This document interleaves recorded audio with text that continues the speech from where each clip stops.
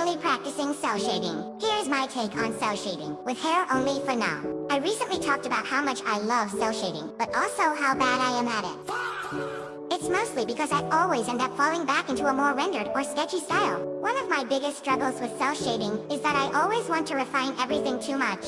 Instead of simplifying a shape, my instinct is to add more tiny strands, more small lines, more details everywhere. And in the end, it makes the drawing harder to read and way too long to finish. And since I'm planning to make my own webtoon, working at this pace just won't be sustainable. That's what makes it frustrating.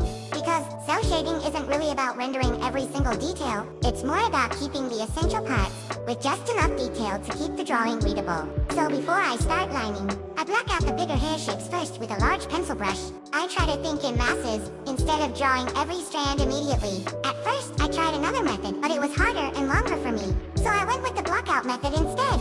Then I try to line it pretty quickly, before I fall back into my habit of making everything too thin and too detailed. This is so difficult for me. I want the result to look clean and polished, not messy or rushed. Also, I really need to practice anatomy more, because in my opinion, cell shading requires a better understanding of form than a rendered style. I clearly still have a lot to learn. I'll keep practicing until I'm satisfied. And honestly, that's way harder than it looks. Next time, I might try a different body part, or maybe clothing. But for now, see you soon!